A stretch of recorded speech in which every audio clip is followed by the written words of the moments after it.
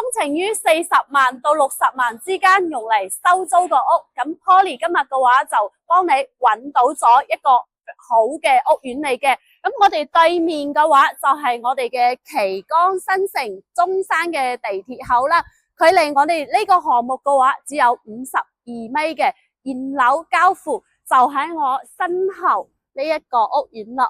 咁呢個屋苑嘅話面積段都非常之多嘅，從47方啦到70方之間嘅都有得選擇，2房、3房都有嘅，無批嘅交付。而家跟住我哋嘅鏡頭，從我哋嘅大堂欣賞到我哋嘅樣板間。咁啊，對面嘅話，我哋所見到嘅高層建築物嘅話，就係我哋嘅農商大廈咯。咁我哋呢邊都係食期經濟總部嚟嘅。咁而家我哋所在嘅位置嘅話，就喺我哋嘅正大門呢一邊嘅。咁小區嘅話，佢呢邊都係現樓嚟嘅，已經係2棟交咗樓噶啦。咁呢一邊嘅話，就係我哋嘅公寓入口啦。而家跟住我哋嘅鏡頭入去了解一下呢個小區嘅情況。呢個小區嘅話係康佳物業嚟嘅，5蚊每平方哦。咁小區嘅話呢邊仲會有泳池嘅。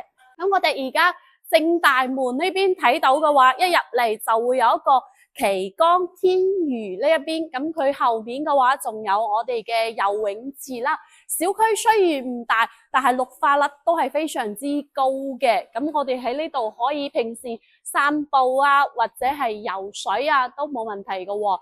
咁而家跟住我哋嘅鏡頭去參觀下我哋嘅樣板間。咁2樓睇出去嘅話，採光效果都係非常之唔錯嘅，而且可以做中空嘅一個廳嚟嘅，咁係實用率嘅話係非常之高嘅。買1層嘅話可以得2層啦。咁呢一邊嘅話可以做3房又得，做2房又得。如果你想做樣板間嘅設計嘅話，風格都唔錯嘅喎。咁呢個屋苑嘅話，臨近對面就有2間學校嘅，一個松苑中學啦，同埋我哋雲科未來學校嚟嘅。如果買落嚟收租嘅話，可謂生生不息。